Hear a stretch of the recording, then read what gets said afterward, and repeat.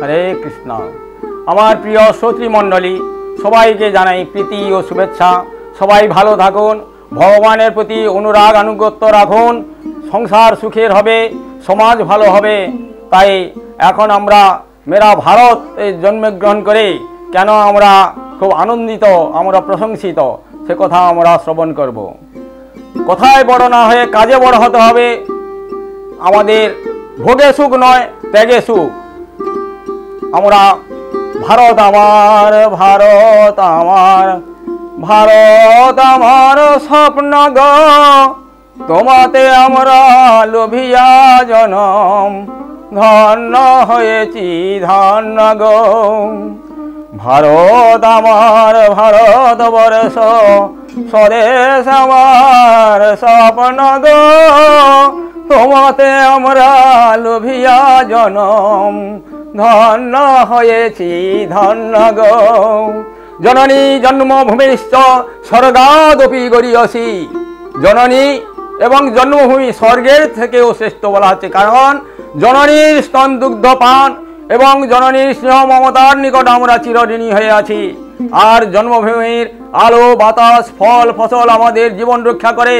তাই জন্মভূমি আমাদের কাছে জননীর থেকেও স্বর্গের থেকেও শ্রেষ্ঠ। এই ভারত ভূমির অখণ্ডতা এবং সার্বভৌমত্ব রক্ষা করা আমাদের কর্তব্য। বহু প্রাণ বলিদান করে ভারতের স্বাধীনতা এসেছে। আমার বাবা কাকা গান্ধীজির অহিংস আন্দোলনের সৈনিক হয়ে নন্দীগ্রামের ভূমিকে ধন্য করেছে। তারা এভাবে শোষণমুক্ত সমাজ করবার জন্য চেষ্টা করেছিলেন। দেশ স্বাধীন হলেও শোষণমুক্ত এখনো হয়নি। ইংল্যান্ডবাসী ইংরেজরা প্রায় 200 বছর ভারত শোষণ করে বহু ধন সম্পদ ইংল্যান্ডে নিয়ে গেছে, কিন্তু আসল সম্পদ কৃষ্ণ প্রেম নিতে নিয়ে যেতে পারেনি। তাই আসল সম্পদ কৃষ্ণ প্রেম নেওয়ার জন্য তারা এবং শান্তি এবং মুক্তি পেতে নবদ্বীপে শ্রী চৈতন্য মহাপ্রভুর শ্রীচরণে আশ্রয় নিতে প্লেনে চেপে হাজারো হাজারো ভক্ত নদিয়াতে আসছে এবং ভবিষ্যতে আসবে। আমরা প্রদীপের নিতে অন্ধকারের মতোই থেকে গেলাম। আমরা মহাপ্রভুকে চিনতে পারলাম না। আর কৃষ্ণ নামের প্লাবন সারা প্রাচ্য পাশ্চাত্য দেশে মহাপ্রভুর আদর্শে অনুপ্রাণিত হয়ে এসি ভক্তি বেদান্ত প্রভুপাদ আজ মহাপ্লাবন ঘটাচ্ছে। হিন্দু সনাতন ধর্ম কি রক্ষা হবে?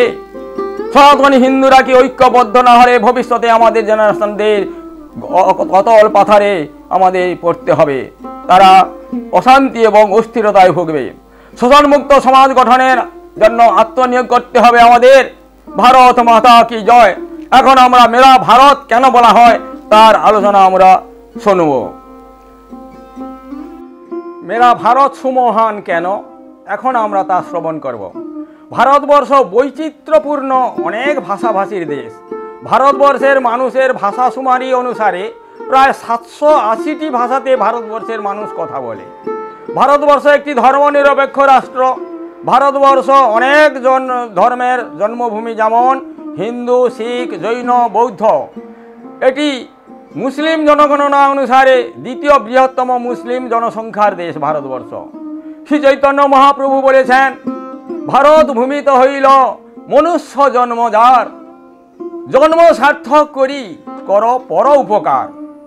যারা ভারতবর্ষে জন্মগ্রহণ লাভ করেছেন তাদের কর্তব্য হচ্ছে পরের উপকার করে জীবন সার্থক করা, ত্যাগের মাহাত্ম্যে তাদের জীবনকে পরিচালিত করা। এই সেই ভূমি যেখানে 3 যুগে ভগবান রামচন্দ্র, ভগবান শ্রীকৃষ্ণ এবং ভগবান শ্রী চৈতন্য মহাপ্রভু আবির্ভূত হয়েছিলেন। তারা এখানে বহু বিস্ময়কর লীলা বিলাস করেছেন, যা আজও কোটি কোটি মানুষের হৃদয় হরণ করে। আধ্যাত্মিক মহাজনরা যেমন বুদ্ধদেব, মহাবীর, নানক, কবির, শঙ্করাচার্য, রামানুচার্য, মধ্বাচার্য, ভক্তি বিনোদ সরস্বতী ঠাকুর, এসি ভক্তি বেদান্ত প্রভুপাদ, লোকনাথ, ওঙ্কারনাথ এখানে জন্মগ্রহণ করেছিল এই ভারতের মাটিতে। তারা আমাদের আধ্যাত্মিক অচেতনতাকে জাগিয়ে তুলে শিখিয়েছেন কিভাবে বাস্তবে আমরা ভক্তি জীবন প্রগতি লাভ করতে পারি। বেদ ও উপনিষদ আমাদের ভগবত প্রীতি এবং জীবে প্রেম লাভের শিক্ষা দেয়। মানব জীবনের উদ্দেশ্যই হল সৃষ্টিতত্ত্ব, ভগবত তত্ত্ব ও ভগবত জ্ঞান লাভ করা। ভারতবর্ষ হল সেই বিশেষ ভূমি যেখানে একজন মানুষ খুব সহজেই ভগবত ভক্তি অনুভব করতে পারে এবং সেটি আত্মস্থ করে তার জীবনকে সার্থক করতে পারে, অহিংসাকে প্রাধান্য দিতে পারে। এই ভূমি সাধক রামপ্রসাদ রামকৃষ্ণ পরমহংসদেব, বামাক্ষেপা বিশ্বকবি রবীন্দ্রনাথ ঠাকুর, বৈজ্ঞানিক জগদীশ চন্দ্র বসু, মহাত্মা গান্ধী, নেতাজি সুভাষচন্দ্র বসু, বিবেকানন্দ, ঠাকুর অনুকূল চন্দ্র ইত্যাদি বহু মহাত্মাদের জন্মভূমি ভারতভূমি।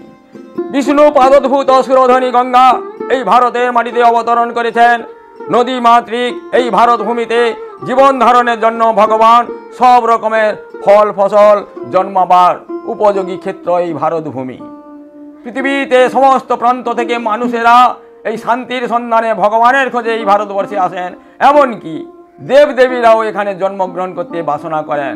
তাই কুর্ম পুরাণে বলা হয়েছে, অনধিকারিণ দেভ্যা স্বর্গস্থা ভারতোদ্ভবম বংশতত্ম বিনস্কর্ত মুদ্রক্ষত্তৈ হরিকারিণে।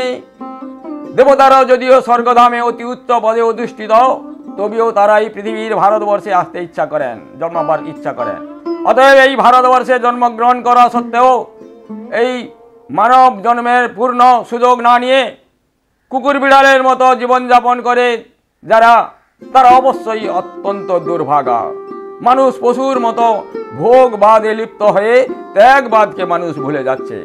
বর্তমান সারা বিশ্বের প্রায় বেশিরভাগ মানুষ সব দিক দিয়ে স্বাবলম্বী হয়েও দুঃখ কষ্ট অশান্তির মধ্য দিয়ে দিন কাটাচ্ছে এবং ভবিষ্যতে কাটাবে। দুর্বিষহ হতাশা এবং উৎকণ্ঠা গ্রাস করেছে মানুষের আনন্দময় জীবনকে। প্রবল লোভ লালসার আগুনে দগ্ধীভূত আমাদের হৃদয়, যত পাই আরও তত চাই। ইন্দ্রিয় সুখ ভোগ করবার জন্য সব কিছু থাকলেও আমরা সুখী নই। কিন্তু কেন? আপনি কি জানেন আপনি কে? কেন আপনি মনুষ্য জন্ম লাভ করেছেন? এই সব প্রশ্নের সদুত্তর পেতে হলে পরম পুরুষোত্তম ভগবান শ্রীকৃষ্ণের মুখনিসৃত বাণী শ্রীমদ্ ভগবদ্ গীতা পাঠ করুন এবং শ্রী চৈতন্য মহাপ্রভুর দিব্য বাণী ও দর্শন পড়ুন। তিনি প্রেম প্রীতি ও সৌভ্রাতৃত্ববোধ জাগাবার যে পথ নির্দেশ করে গেছেন তা বিশ্ববাসীর হৃদয়ে চিরস্মরণীয় হয়ে থাকবে। তিনি দিবের দয়া করার কথা বলেছেন, তিনি জীব হত্যার কথা কোনো মহাপুরুষ বলেন নাই। তাই আজ এই ভারতবর্ষে 5 কোটি মানুষ প্রত্যহ 5 কোটি করে প্রাণী হত্যা হচ্ছে। ভারতবর্ষের মানুষ সমাজ জীবন নিম্নগামী হচ্ছে। মদ্যপান, জুয়া খেলা, শিশু নারী পাচার, দলবাজি, অন্যায় হিংস্রতা ক্রমশই বেড়ে চলেছে। তাই 3 ভাগ মানুষ পাপে লিপ্ত হতে চলেছে। ভারতবাসী আধ্যাত্মিকতাকে ভুলে যাচ্ছে, কিন্তু পাশ্চাত্য দেশের মানুষ ভারতীয় আধ্যাত্মিকতাকে গভীর অনুরাগে অনুসরণ করছে। বলা বাহুল্য, ভারতবর্ষে দলতন্ত্র প্রাধান্য পাচ্ছে।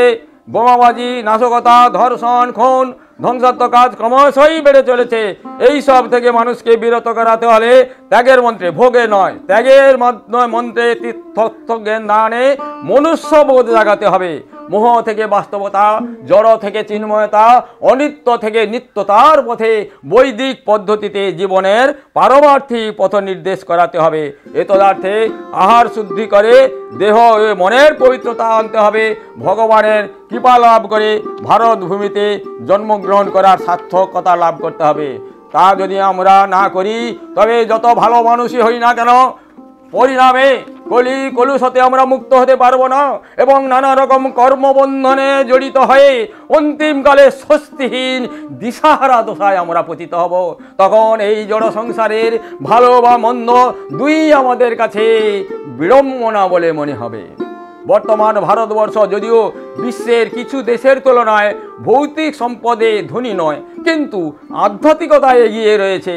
পরম পুরুষোত্তম ভগবান শ্রীকৃষ্ণের মুখনিসৃত বাণী শ্রীমদ্ ভগবদ্ গীতা, যা সারা পৃথিবীতে প্রাচ্য পাশ্চাত্য দেশে গভীর অনুরাগে অনুপ্রাণিত হচ্ছে এবং ভক্তিভাবে মানুষ অনুশীলন করছে, তা আপনি ভক্তিভাবে পাঠ করুন বা শ্রবণ করুন। ভগবানের শ্রীকৃষ্ণের প্রতি অনুরাগ ও আনুগত্য স্বীকার করুন। কৃষ্ণ নাম ও কৃষ্ণ প্রেমে আপ্লুত হন। বৈদিক শাস্ত্রের অমর শিক্ষা, যা ভগবদ্গীতা জাতি, ধর্ম, বর্ণ, এমনকি ভৌগোলিক সীমারেখাকে অতিক্রম করে চলেছে। শতাধিক ভাষায় গীতা অনুবাদিত হয়ে সারা পৃথিবীতে 5125 বৎসর জন্ম জয়ন্তী সারা পৃথিবীতে পালিত হচ্ছে। এই ভারতবর্ষে হরিয়ানা রাজ্যে কুরুক্ষেত্র রণাঙ্গনে অত্যন্ত উৎকণ্ঠাপূর্ণ পরিস্থিতিতে সর্বশিক্ষার সারবস্তু এই গীতার জ্ঞান অমৃতময় বাণী শ্রীকৃষ্ণ দান করে গেছেন, যা সর্বকালে সর্বমনুষ্য জাতির জন্যই এক অতুলনীয় সম্পদ। মানুষ কুল বিশেষে মানবকুল বিশেষত পৃথিবীতে বিভিন্ন রাষ্ট্রের নেতৃবৃন্দ বিশ্ব শান্তির মানুষে গীতার জ্ঞানকে সময় উপযোগী মনে করে আলোচনায় বসেছেন। কি করে বিশ্ব রক্ষা হবে, শান্তি রক্ষা হবে, কি করে বিশ্বতে মানুষ শান্তিতে থাকবে। তাই গীতার জ্ঞানকে জীবনের আইন শাস্ত্ররূপে তুলে ধরেছেন। এই যে মুহূর্তে মানুষ এই শাস্ত্রজ্ঞানের শিক্ষা নিজের জীবনে প্রয়োগ করতে শুরু করে, সেই মুহূর্ত থেকেই তারা জীবনের শান্তি ও আশীর্বাদের অনুভূতি পায়। আমরা অতি ভাগ্যবান যে এই ভারতেই জন্মগ্রহণ করেছি। এখানে ভক্তি জীবনযাপন করার পথ যে মহাপ্রভু নির্দেশ করে গেছেন, যা আমাদের জন্ম মৃত্যু জরাব্যাধির কালচক্র হতে মুক্ত হতে সাহায্য করে সর্বশেষে আমরা ভগবত ধামে ফিরে যাওয়ার সুযোগটুকু লাভ করতে পারি। সে কারণে মেরা ভারত সো মহান, ভারত মাতা কি জয়, ভারত মাতা কি জয়। হরে কৃষ্ণ।